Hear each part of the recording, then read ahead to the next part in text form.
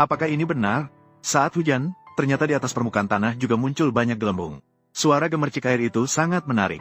Tentu saja, banyak orang yang memiliki keraguan tentang hal ini. Bagaimana fenomena ini sebenarnya terjadi?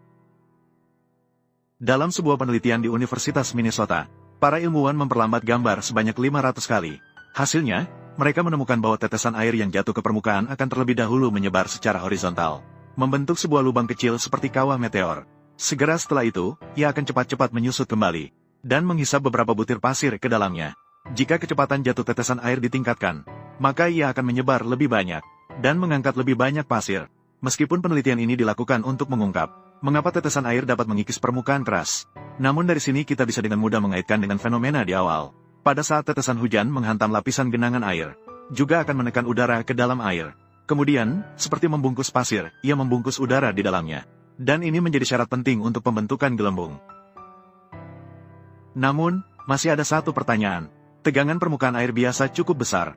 Gelembung yang terbentuk sangat mudah pecah. Jadi biasanya kita juga akan menambahkan sedikit deterjen, sabun, atau surfaktan lainnya ke dalam air gelembung untuk mengurangi tegangan permukaan air.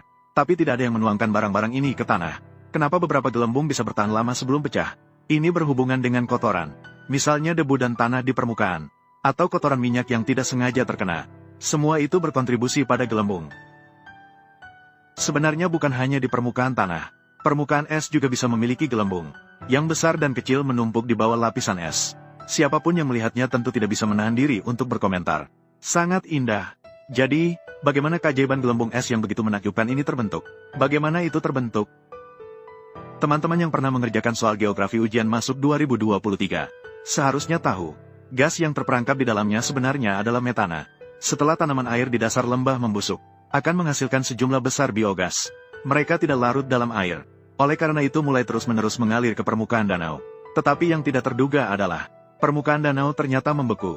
Tidak bisa keluar. Suhu turun sangat cepat lagi. Hasilnya tentu saja terkurung.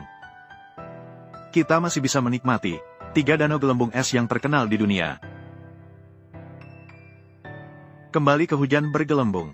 Sebenarnya saya masih punya satu keraguan. Sebelum mendarat, bagaimana perubahan tetesan air hujan? Ini membawa kita pada pertanyaan yang banyak orang khawatirkan, yaitu, seperti apa bentuk tetesan air hujan? Hanya berdasarkan kesan, saya akan memilih gambar pertama. Tapi ini adalah pertanyaan yang sulit. Mari kita analisis di bawah ini.